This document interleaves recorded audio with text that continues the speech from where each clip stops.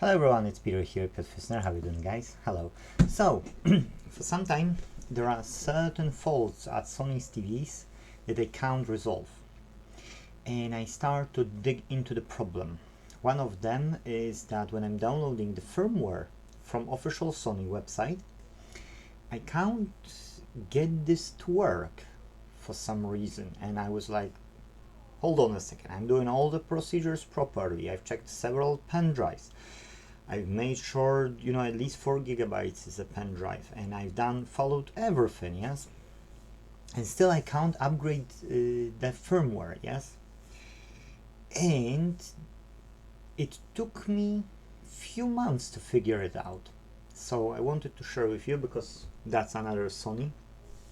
I think I paid £3,000 or something for it. And, and this one has 4 blinks, so I don't know yet what will be the problem with that, but I thought you want to know about what I found. So when you download the file from official Sony website, you need to rename it. You shouldn't upload it just on the pen drive and then allow Tele to figure out what the name of the file is, yes?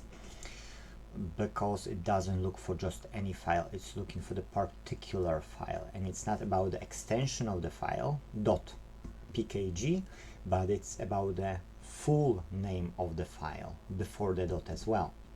So I wrote it down for myself, and it's upgrade underscore loader dot pkg, Papa Kilo Golf. And I'll attach the video where I found it. This video is only 2 minutes.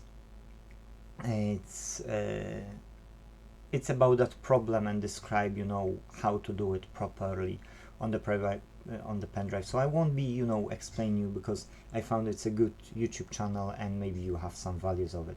Thank you guys for watching. That's it in this video. If possible, leave us a like button and see you in the next one. Bye bye.